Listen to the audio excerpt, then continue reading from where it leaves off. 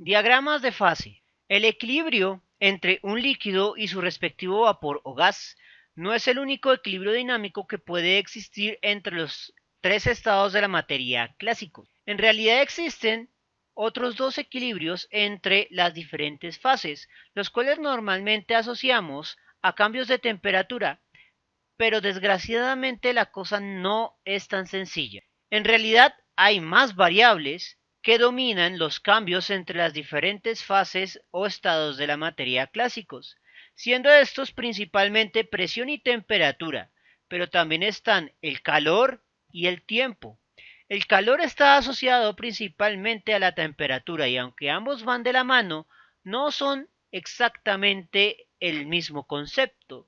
Y de hecho, uno de los tipos de diagrama de fase nos ayudan a diferenciar entre ambos.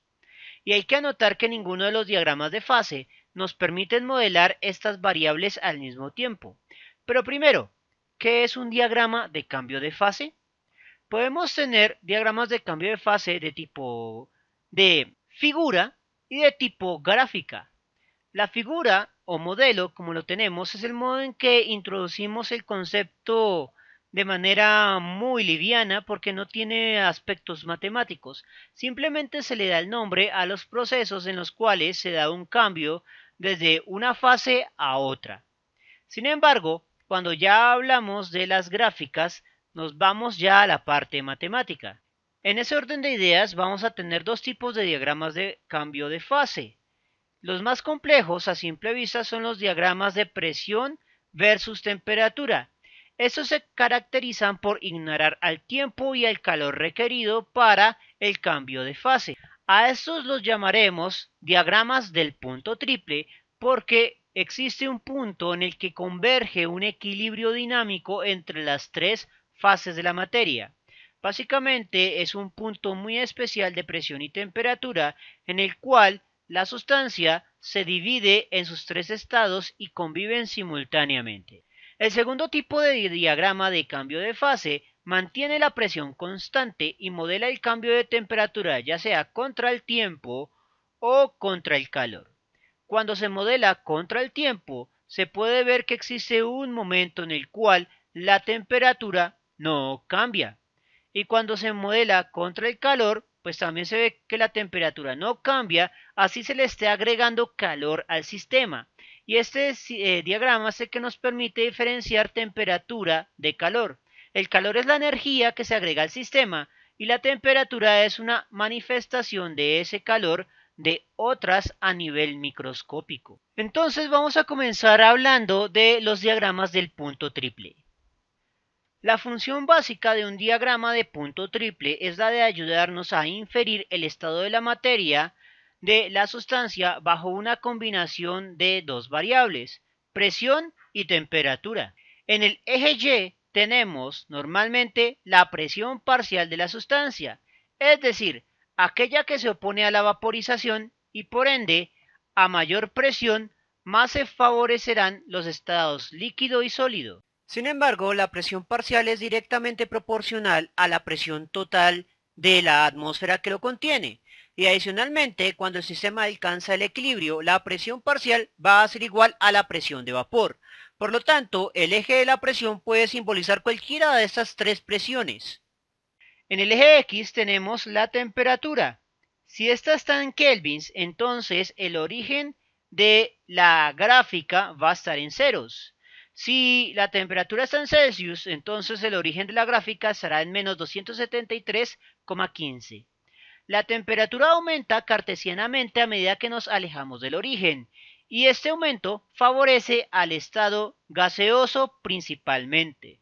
Por lo tanto, si se aumenta mucho la temperatura, se llegará a un estado gaseoso de la sustancia. Sin embargo, hay que tener ciertas comillas en esto, debido a que muchas sustancias, si se las calienta demasiado, el gas se convierte en plasma o la propia sustancia se descompone térmicamente en otras. La gráfica se caracteriza por tener tres fronteras que convergen en el punto triple, que separan los tres estados de la materia clásicos. Analicemos algunas de sus características. La frontera líquido-gaseoso está conectada por los procesos de ebullición, vaporización y condensación. Esta frontera debe entenderse como un estado de equilibrio. Para entender cómo funciona, miremos el agua. Digamos que para el agua tenemos unas condiciones críticas de 100 grados centígrados a una atmósfera de presión. En ese punto el agua ebulle. Si disminuimos la presión, normalmente en nuestra vida cotidiana la presión del agua se encuentra a una atmósfera y una insignificante jarra de agua jamás lograría afectar a la presión parcial de agua en esa atmósfera. Por lo tanto, normalmente vamos a tener agua por debajo de esos 100 grados centígrados. Y eso implica que entraríamos en un punto en el cual el agua se encuentra en el estado líquido. Y a medida que nos acercamos a los 100 grados centígrados, el agua se aproxima al punto de frontera, donde se encuentra en el equilibrio dinámico entre el vapor y el líquido. Por otro lado, la ebullición se genera cuando excedemos la temperatura crítica con su presión crítica. Eso quiere decir que si excedemos los 100 grados centígrados, representados en este caso por la línea roja, nos encontraremos un punto en el que se supone que el agua sea gas. Si tenemos una jarra de agua líquida a una temperatura superior a los 100 grados centígrados y a la una atmósfera de aire general, entonces se supondría que todo es gas y por eso el cuerpo del líquido comienza a ebullir. La ebullición no es más que la transformación masiva del cuerpo de agua debido a la nueva condición térmica en la que se encuentra. Por tal razón debemos entender que los puntos de ebullición no son más que una combinación especial de presión y temperatura. Por otro lado, tenemos la frontera del sólido y gaseoso. La sublimación es el paso del sólido a gas sin pasar por el estado líquido, y la deposición es lo opuesto. Esta última puede variar de nombres dependiendo de la fuente. Debido a que una sustancia con la que estamos familiarizados es el agua, y esta no realiza este trucazo a presiones normales, este tipo de cambios entre sólido y gas es muy poco familiar para nosotros. La última de las tres fronteras, la que separa al líquido y al sólido, sí es relativamente familiar para cualquiera que hubiera jugado con hielo. Esa última nos ayuda a entender que la frontera o línea abarca un momento prolongado de tiempo en que los estados de la materia conviven, pues el hielo convive con agua a medida que se derrite, es decir, toda la cantidad de sustancia estará dividida en dos estados de cantidad cambiante, el hielo que se va perdiendo y el líquido que va aumentando, siempre y cuando la temperatura esté por encima del equilibrio para mantener el sólido. Esta gráfica se llama del punto triple debido precisamente a que existe una combinación especial de presión y temperatura que estanca a la cantidad de sustancia en un momento en que se divide en tres estados: sólido, líquido y gaseoso. Sin embargo, eso no quiere decir que ese equilibrio sea estático. Al igual que cuando uno juega con hielo y agua, el punto es tratar de mantener la temperatura y la presión en ese momento justo en el cual permite la convivencia de los tres estados de la materia. Los ejercicios de lápiz y papel con las gráficas de punto triple son semicuantitativos. Se dice semicuantitativos porque no hay una ecuación que nos permita hacer el cálculo. Por lo tanto, deberemos guiarnos por la gráfica del punto triple y la capacidad que usted tenga para proyectar líneas rectas. Donde se intersecten estas líneas rectas nos indicará el estado de la materia favorecido bajo ciertas condiciones de presión y temperatura. Miremos cómo funciona con un ejemplo. Entonces, en el primer punto nos dice en qué fase se encuentra el xenón en las condiciones estándar, quiere decir, de una atmósfera de presión y 273,15 positivos. Entonces voy a dibujar esto para que me quede con temblores. Entonces aquí está la línea de una atmósfera de presión.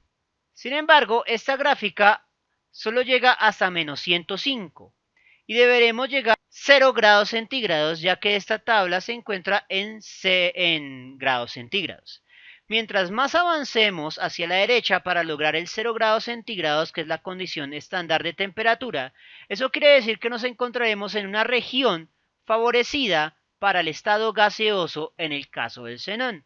Por lo tanto, para la primera pregunta, la respuesta es que el xenón se encuentra como un gas en condiciones estándar de presión y temperatura. El siguiente punto nos dice si la presión ejercida sobre el xenón es de 0,75 atmósferas a menos 114 grados centígrados, ¿en qué fase se encontrará? Entonces vamos a tener que ubicar la posición relativa de esos puntos porque no están marcados exactamente. En la gráfica tenemos menos 115 y menos 110. Eso quiere decir que la posición de menos 114 debe estar por esta región de acá.